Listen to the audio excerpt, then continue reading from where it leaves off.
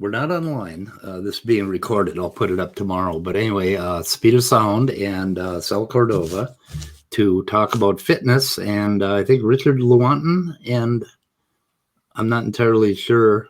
Richard Lewontin, or Lewontin, however it's pronounced. Lewontin, I guess, yeah. And also Joe Felsenstein and Grodwall and several others. So I was on the Standing for Truth Network yesterday, the channel, and I was having a debate with Ron Garrett. And in my opening statements, I talked about that I'm going to frame genetic entropy along two different lines than what most creationists know. The first is that I was going to totally dump the information argument and talk about hardware, try to describe biology in terms of chemistry and structure and physics, because I felt that the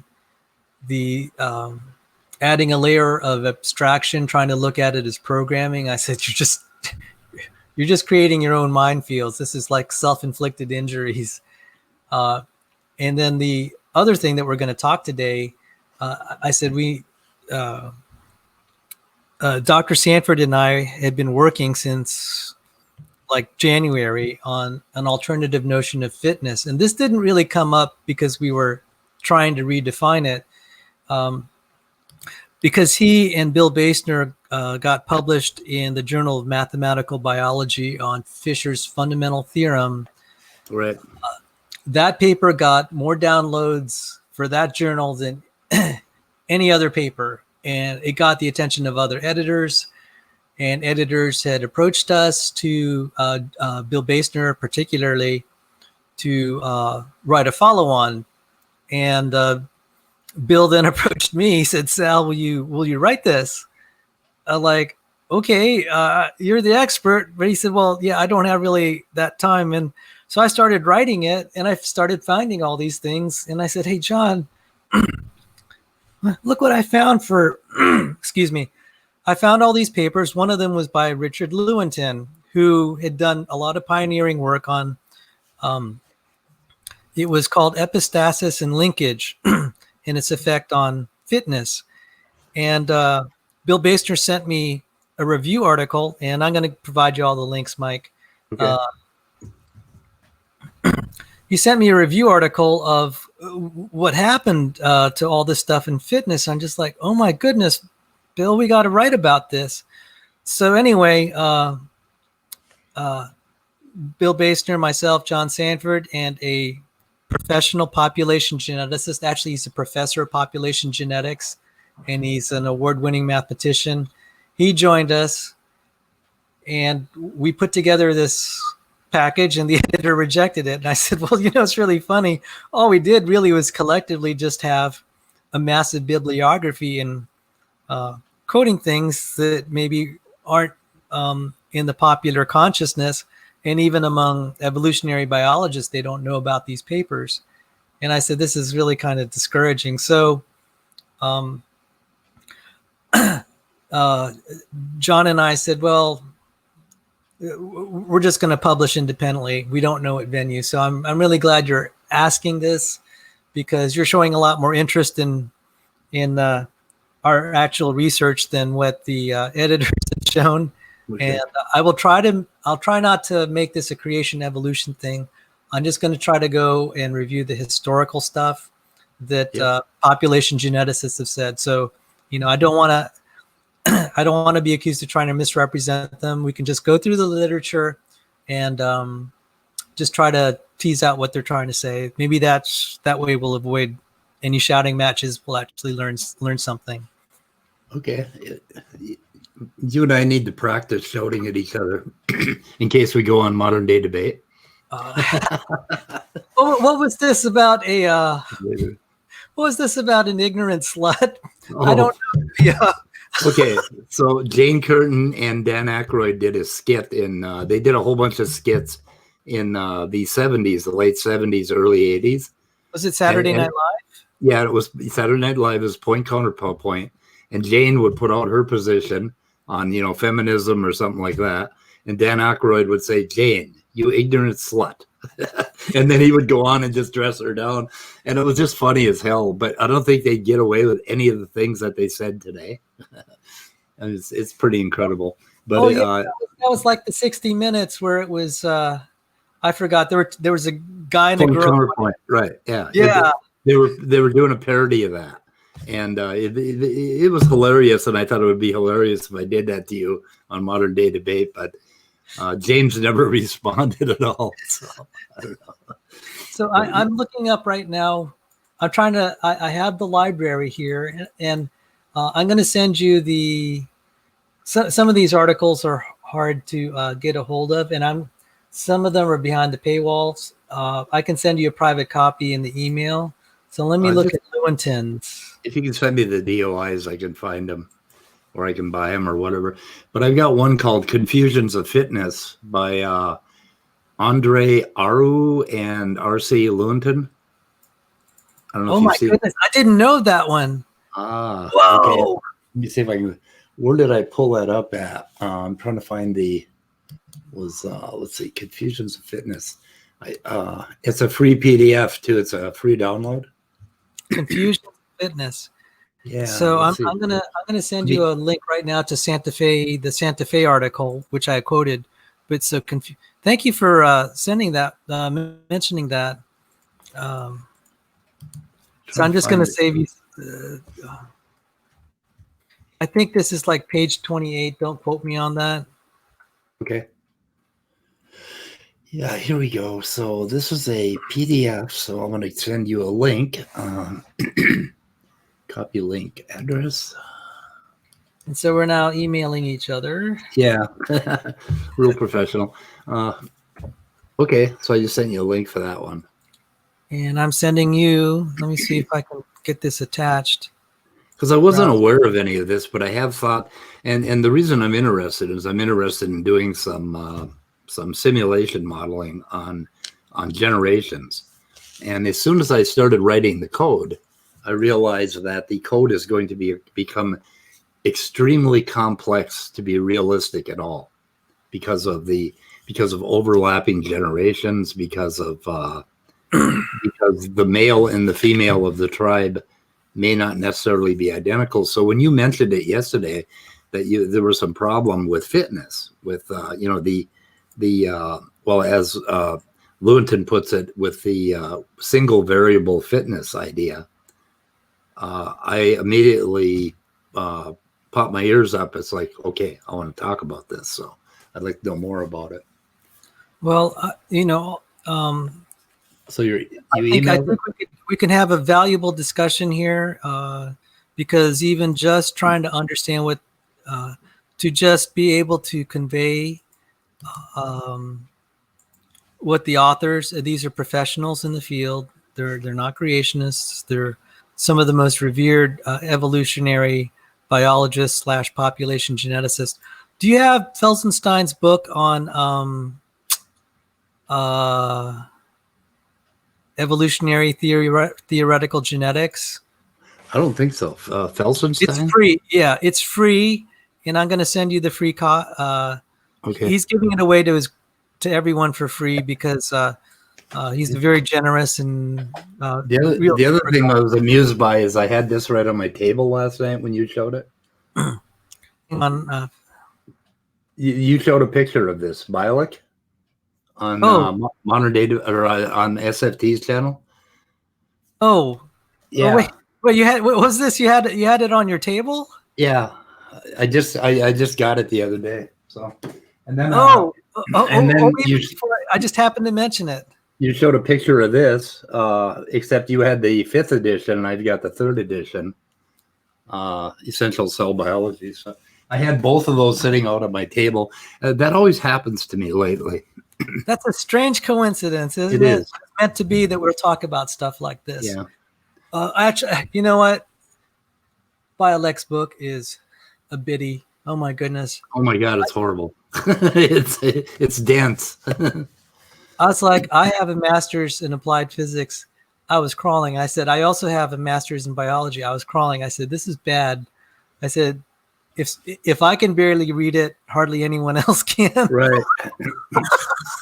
Yeah, I jumped ahead to a section on fitness, and it was pretty much indecipherable.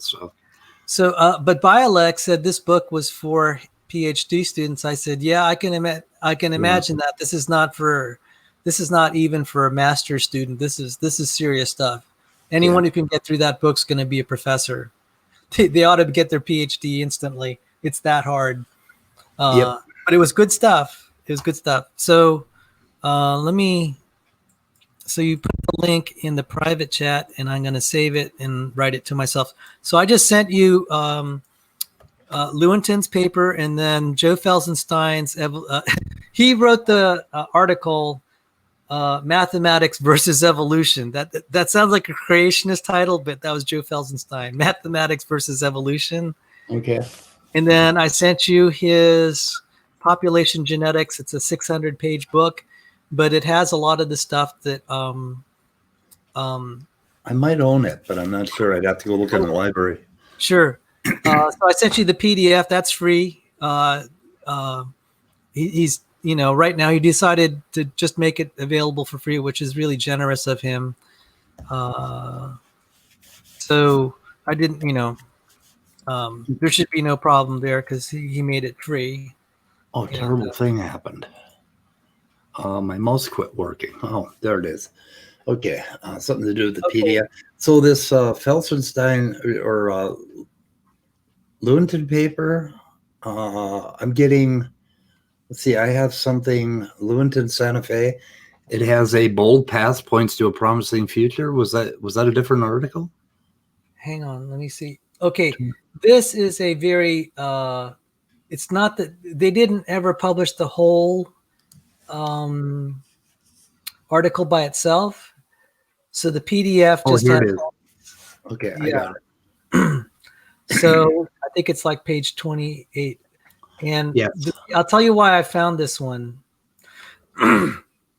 Stanley Salty is an evolutionary biologist, and he was one of the biologists that signed the Discovery Institute, the scientists who reject Darwinism. And Southey was a professor at the time in both, I guess, population genetics and evolutionary biology. And I said, why did he sign it? I said, so I was just curious. And Southey was just giving all these reasons he rejects Darwinian evolution. So he would be kind of like those who would be like kind of in the third way evolution. And he cited this essay by Richard Lewontin. He said, that did it for me. It says the 4 complications in understanding evolutionary process. And what was his name? Salty? Stanley. I'll put it in the chat. Okay. Here, Stanley Salty. There, Stanley Salty. Okay, so maybe you could go over your understanding of some of this. Related to fitness. Sure. So there are these 4 complications, and the last complication was about differential fitness, getting from here to there. Let me see. No, he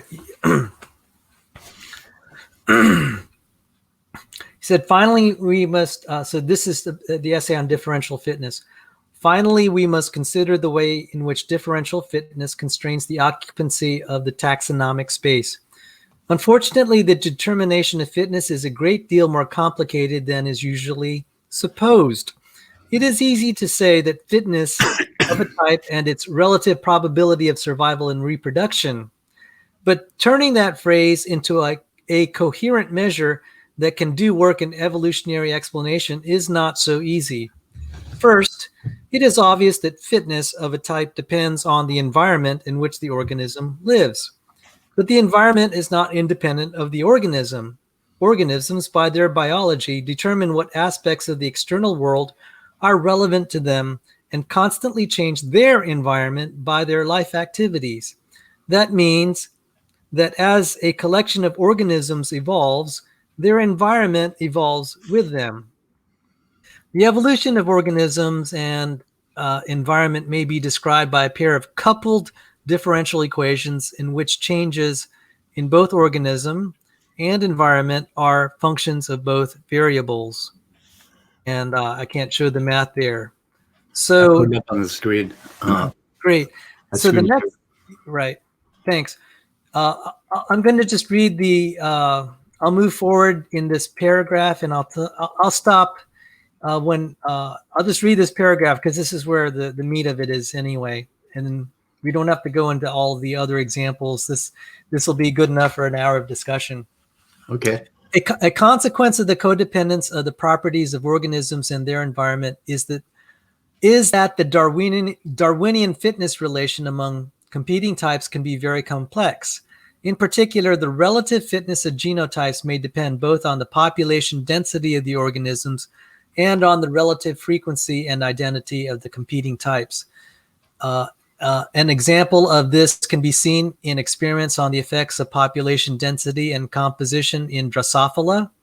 In these experiments, newly hatched Drosophila larvae were placed on a measured amount of agar medium on which yeast was seeded.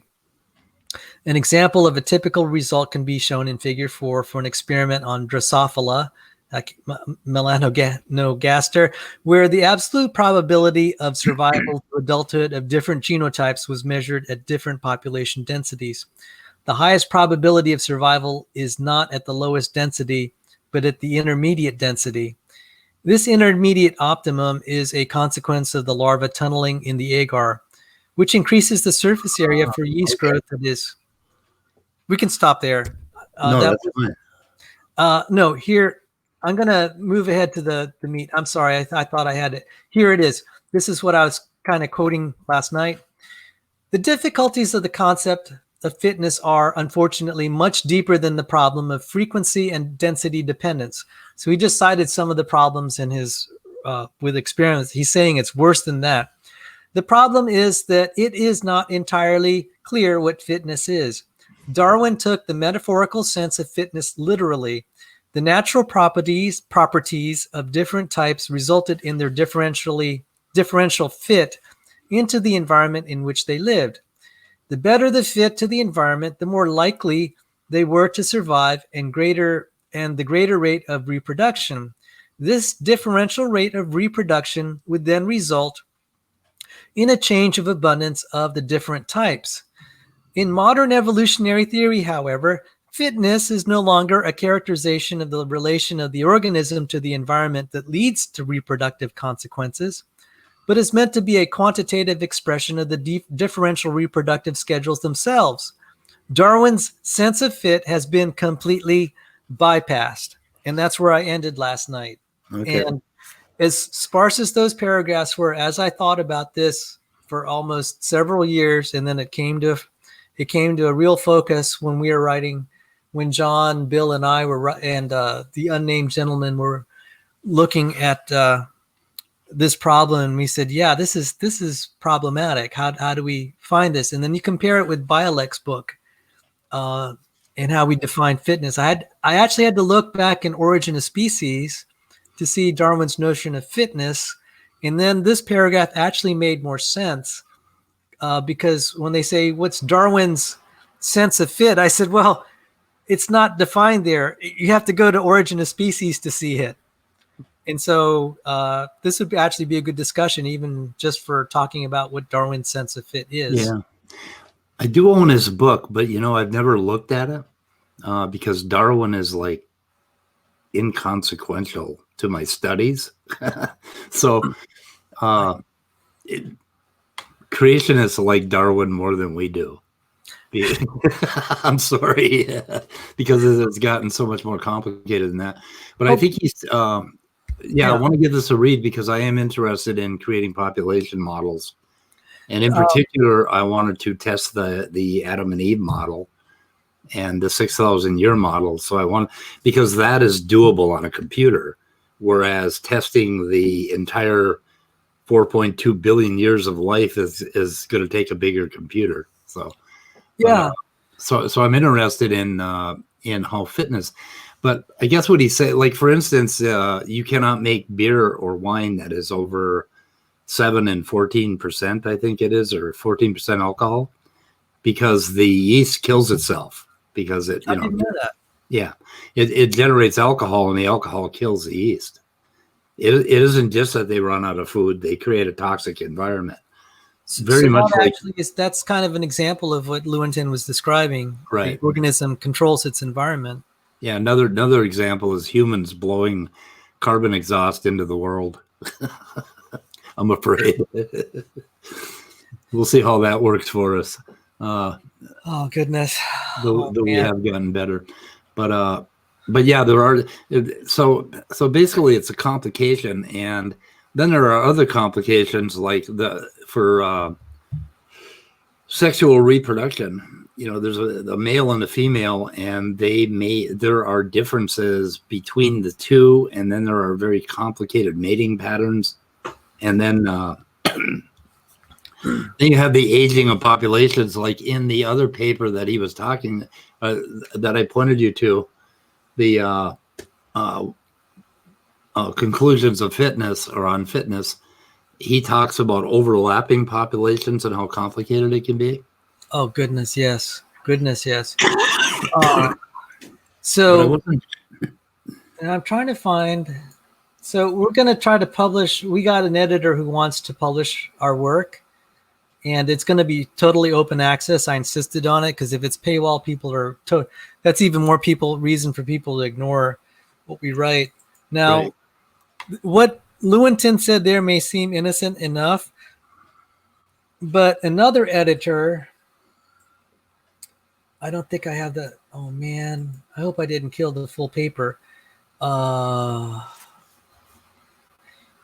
ended up happening is he was making observations of Lewontin, and he said Lewontin has basically given up on the notion of fitness. So even though Lewontin doesn't say it in that paper, another recent writer had pointed it out.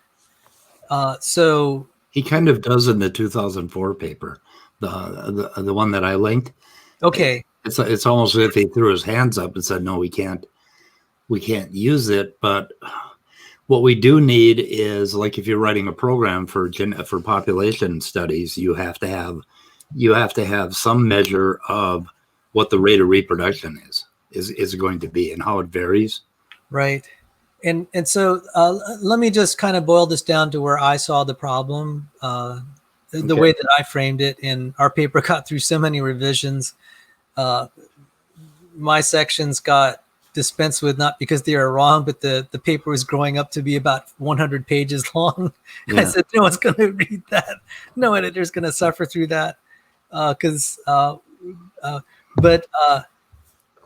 And you'll see this in Joe Felsenstein's book. Fitness is just defined absolute Darwinian fitness, and that's a misnomer. That's a real misnomer. But they call it absolute Darwinian fitness. It's just the exponential growth rate. So if you have e to some exponent, that's basically the fitness. I said, well, that's just the purely mathematical thing. That's just reproduction rate. How does that tie to, like, the idea that like, say, and this is what I wrote in our paper, and it's kind of like in the spirit of Darwin's Origin of Species. So I said, a dolphin is a whale is fit to live in the sea. It's not fit to live on the land. We can frame it in terms of the whale's capabilities, like its ability to swim. It's fit for the sea, but it's not able to walk on the land. I know that may sound like, oh, duh. But that's actually how we intuitively, in a mechanical sense, think of what fitness means. Right. But when we go to the population genetic definitions, it's like, where the heck is any of that? And I'm just like, I thought I was reading an alien language. And so the way that I read Lewontin was that Darwin's sense of fitness has been bypassed. I said, yeah, I think he had actually the more natural idea of what fitness meant. And population geneticists may call, there's an equation where Felsenstein calls this the absolute Darwinian fitness. And I said, well, that's a misnomer, because that's not the way Darwin meant it. It's not really Darwinian fitness. Yeah. Yeah. So I never read. That was the crux. Okay. So take it for where you may. I think you understand where I'm coming from. Yeah, That's all I really had to say about it. I had never seen fitness defined in the Darwinian sense that it was fitting to a landscape, as two puzzle pieces would fit together. That basically the organism fit into the landscape. And I just read that in Lewontin's paper, and he was talking about how the explanandum and the explanandans, I think that's how you pronounce them. Basically, what is to be explained and what the explanation is, that they don't match when you're talking about fitness. But now I come from population genetics, where it is just a number. It's capital F, fitness, and it represents in the simplest form, it represents how many units are going to be put into the future, how many offspring you're going to have, 1.2, per individual, and use it as a calculation. But now, and I'm kind of surprised at Lewontin's dismay with all of this and how it's going to affect these population models. But one of the problems that I had with Sanford and what was that mathematical paper? Who was Bill his Basner, partner? yeah, Bill Basner, Right. On Fisher's theorem. Yeah, one of the problems I have with their paper is that they treated Fisher's theorem as if it was something that we actually believed was the model. And I never believed that those simplistic formulas and population models were actually real. They only tell you about one particular aspect of evolution. They don't tell you what the whole story is. If you start trying to model the entire story, you end up with all of these problems, basically age and attractiveness and locale, motility of organisms and tribes, and how tribes communicate and touch each other. And it becomes extremely complex. So, I mean, there is no way to come up with a model that is going to tell you exactly how evolution of a species is going to work, or how a species is going to change over time. You can never come up. The only way you could come up with a model that actually worked is if you actually had the species and you watched it. and I think that's a fair criticism, and one that we collectively tried to discuss a little further in our modified paper. And I said, the thing is that there's not. We were trying to represent. Bill and John were representing kind of the sentiment of some of the more prominent popular evolutionary biologists, namely like Richard Dawkins. Yeah. And he said, the genetical theorem of genetical theory of natural selection by Fisher was the second best book next to Origin of Species, and Fisher made the fundamental theorem biology's fundamental theorem. So the collective conclusion among me and my co-authors is that was an accepted myth. The population geneticists themselves did not accept the myth, but kind of like the evolutionary biologists outside of that community, including people like Richard Dawkins, that was kind of the sentiment that the problem was solved in Fisher's theorem. So it's like one of those things you could argue one way or the other, like as you just argued, that there's so much complexity that cannot be captured in Fisher's theorem. And so I insisted on putting a little bit more nuance. I said, this is the popular viewpoint, popular meaning, like what Dawkins would say is that's biology's central theorem. And I actually started going through the differential equations, and I'm just like, there's nothing here. So I think your criticism's fair, and the books and papers that are coming out won't have that, because I had to say, every now and then we listen to our critics and said, maybe they have a point. Let's not throw stuff out there that's just going to be contentious. I want to throw out stuff there that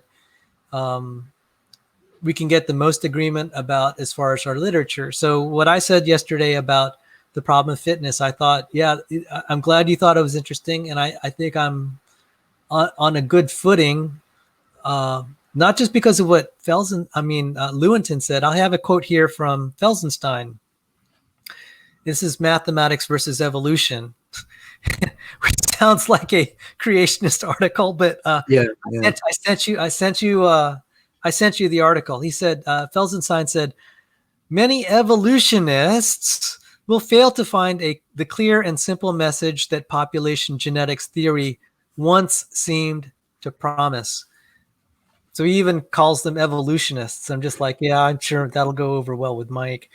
Yeah, it doesn't go over well with editors either. You guys should never use that word in your papers, because that is not going to get you published. Well, you know what's really funny? That was acceptable way back in. I don't understand why. This was in the number one, maybe the number 2 science journal. It was in Science, November 17, 1989. And that was actually a landmark essay by Felsenstein, because at that point, that was kind of the death of trying to explain evolution in terms of population genetics. And it quietly went away. And one article by someone named Grodwell began to account. They said, it's not really known, but they're not trying to defend evolutionary biology anymore with population genetics. I said, I didn't know that. That's news to me. And then I began to kind of go through all the papers. And this was an interesting article by Joe Felsenstein, because it talks about all the agony that they were going through. Yeah. He said all the intractable problems in population genetics. Well, population genetics, the formulas, what they do is they tell you about one particular aspect, one perspective, one little mechanism, and they'll show it to you mathematically. And so you understand the math of that mechanism, and then you got another mechanism. Well, then you got the problem of putting them together, and you're going to end up with differential equations that are too difficult to solve. Yeah. And so like what we do in quantum mechanics is we sort of fudge, until we come up with a practical solution, because the actual equations are too complicated to actually write and execute. So they tell you a little bit about it. So, I mean, it is, all of this stuff is valid, and these fitness parameters, that's why I would, so far I disagree with Lewontin that, there is something to this fitness. If you want to come up with a very simple model and you want to learn something very simple about how a population is going to behave, you have to start somewhere. You have to write some math, and you keep writing the math, but you have to understand, and that leads into my other great concern, which I have a little bit on my channel, and we'll have more, the difference between reduction as a methodology and reduction as ontology. Okay, reduction is not ontology. None of these things tell you the truth about evolution. And you remember last night when Ron said, and this will steal part of my thunder from what I'm going to hit you on in modern day debate. I shouldn't tell you this. I really don't tell me, man. Okay, I won't tell you. We can talk about. We can just focus on the topic. But anyway, reduction becomes a problem, and what? The whole time I was reading population genetics, never did I get the idea that I was going to sit down and actually describe what happens in a particular species. It's much more complicated than that, but it does tell you something. It gives you it gives you knowledge about a particular happening. That sort of thing. Right. Well, I mean, this is really great, because I think we're on the same page as far as saying, we understand that this is not quite it's not a tidy problem. It's not quite. That was the first thing.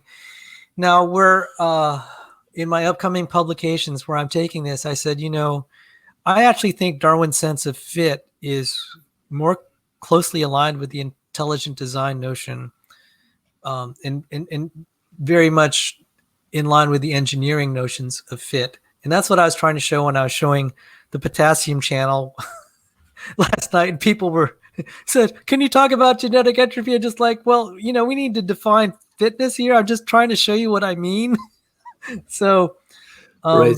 So I threw this out in the chat about the potassium channel. Yeah. The potassium channel in neurons basically they will pass a potassium ion, but they will not pass a sodium ion, which is smaller.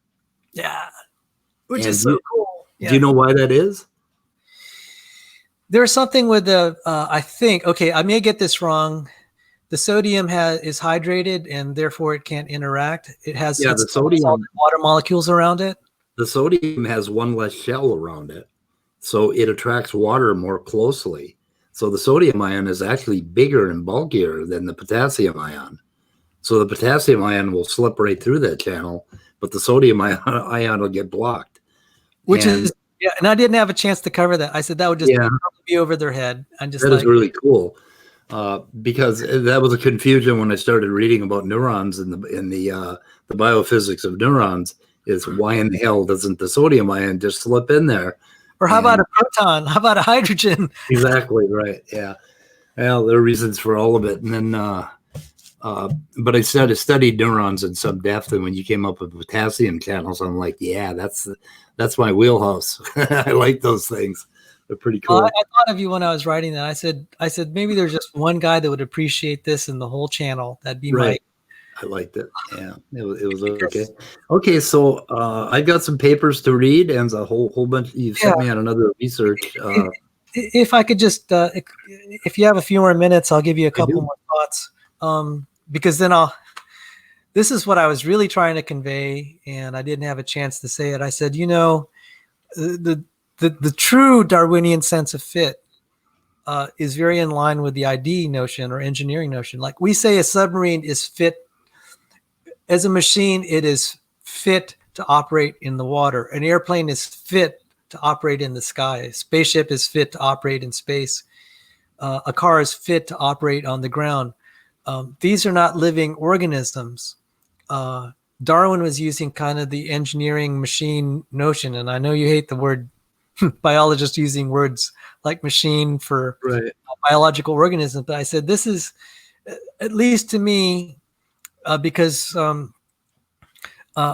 lot of the way that we look at biology as machines, I said, this is the more natural language to describe it, not in terms of reproductive success, but kind of structural connectivity or the way it's biophysically optimized to do certain things. I said, this is what you don't get in the equations of population genetics. How that relates, what I was trying to convey yesterday as to how does this relate to genetic entropy. I was saying, Dr. Sanford and I were saying, maybe we need to just acknowledge this notion of beneficial, neutral, and deleterious. That's a different language than talking about biophysical fitness. Because it's so much clearer when you talk biophysical fitness in light of what Lewontin said about it's not entirely clear what fitness is. It's not very, I said, we can't work with that. We're going to have a hard time talking about genetic entropy in humans. So even if, let's just set aside creationism, because Ron, Garrett, and I were on the same page as far as humans are getting less capable. Maybe not so much reproductively because the population is growing and we're threatening the planet because we're growing so fast. So in population genetics terms, our absolute reproductive Darwinian fitness is going up. But in terms of our biophysical fitness, it's going down. He and I agree on that. And it's like, how do we quantify that? And that's where I was going. I said, what John Sanford and I are saying is it's not the absolute quote unquote Darwinian fitness, which is a misnomer, that's going down. It is the biophysical fitness we have to be concerned about. And I said, John, we have to stop using the word beneficial, neutral, and deleterious. It's just confusing the issue. And that may be the subject of that's genetic entropy 2.0 that I've called it. And so I actually was like, Ron, you've done us a favor. You've given me even more motivation to kind of roll out this second version, because I think your criticisms are pretty, I think they're spot on. And, we ought to try to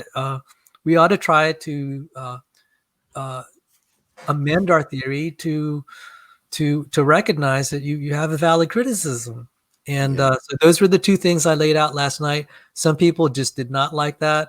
They said, you're not talking about genetic entropy, and they want information theory. And they're cutting me off when I was talking about protein quaternary structure, and just like, guys, I'm trying to help out. So thanks. Yeah. Entropy, genetic entropy. There's so much more to this. But the problem I always have when I get into these discussions with Standing for Truth and others like that is that they will be talking about human beings, and of course, Alexei Kondratyev and his book. I think it's Crumbling Genome. Yeah, the Crumbling Genome. Yeah, he's talking about human beings. He's not talking about beetles and all the other.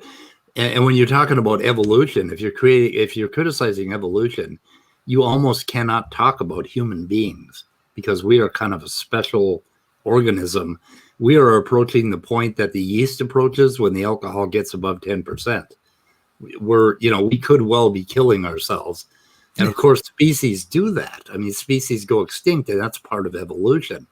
But if you want to talk about genetic entropy, I want to talk about beetles, and I want to talk about oak trees and jewelweed and things like that, and find out, what is the condition, what exactly are beneficial, near neutral, and deleterious mutations in that scenario. Okay. And I have a problem with that.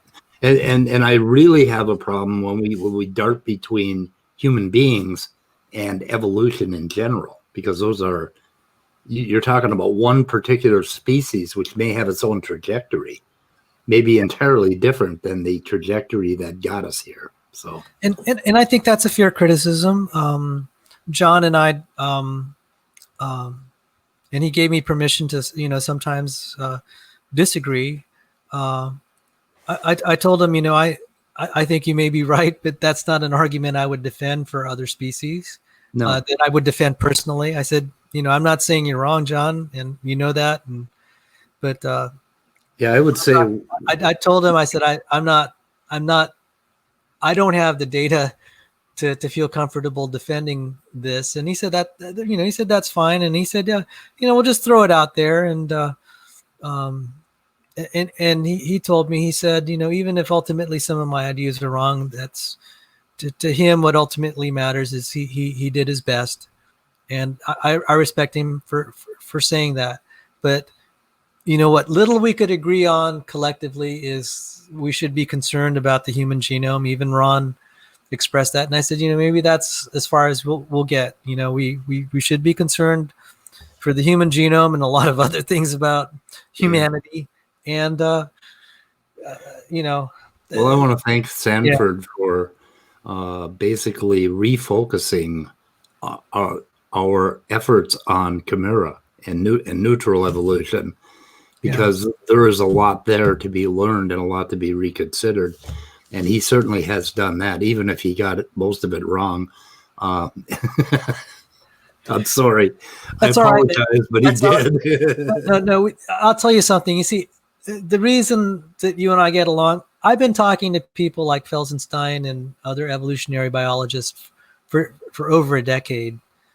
And that's how I learn, and that's how other people learn.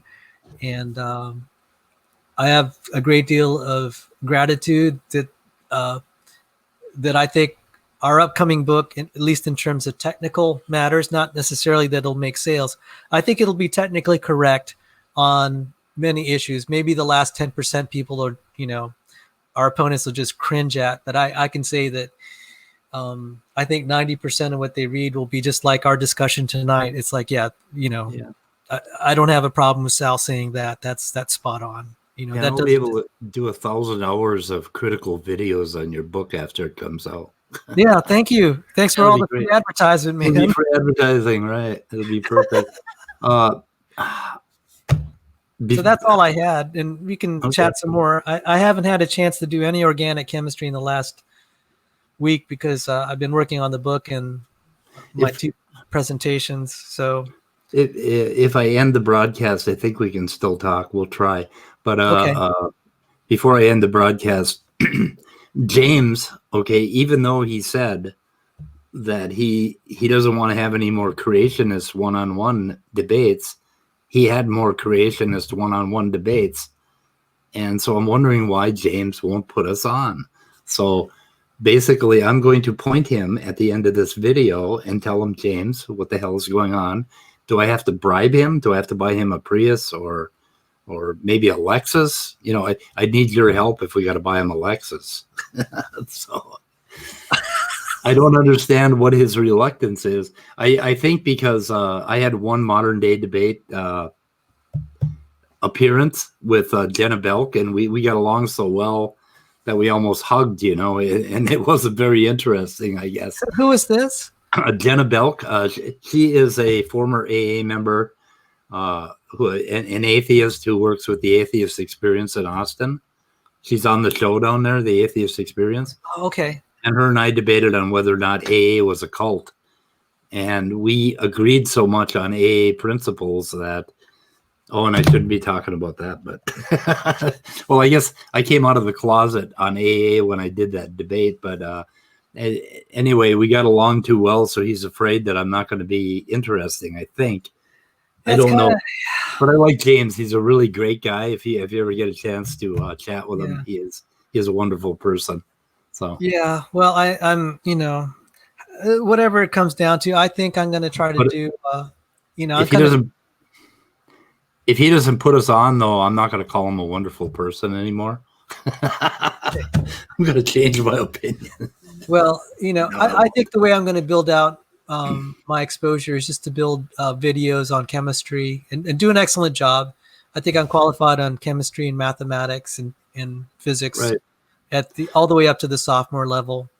So we're gonna get into carbohydrates next, I hope. Yeah. I'm going to I'm going to do my own homework first, because I realized going through organic chemistry with Immutable, it has been what has it been, 53 years or something since I read. That's half a century, man. You know, and I need a little review before I start teaching people. Well, I think the field has also changed. No, not that much. Really? Okay. No, I was reading about pi bonds and sigma bonds back when I was 13 years old. The same stuff. Yeah, exactly. Lewis structures, everything was identical. So well, yeah, and I wanted to say, if I build out my channel, and I started a new website called evidenceandreasons.org. Oh, you did?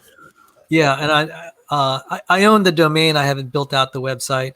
Okay. But I want to have a part of it that's going to be just pure science education. I think that'll attract more of the crowd that I'm in tune with. You know, people more like me and you. I said, you know, we can agree on science, and I'd be happy to have subscribers that come there just to learn math or chemistry from a slightly different angle. I mean, I'd love to be talking about stuff like the potassium channel and quaternary structure and collagen and right. You know, and it's like, how come I'm the only creationist that wants to talk about stuff like this? It's kind of sad. Well, we're going to convert you, Sal, if you keep talking, if you keep learning. So, yeah. So okay, I'm going to end this broadcast, and hopefully we can chat for a few minutes after. Okay. Sounds good. And thanks, Speed of Sound, and God bless you. Okay, thank you, Sal, for being on. We'll see if it works. And it says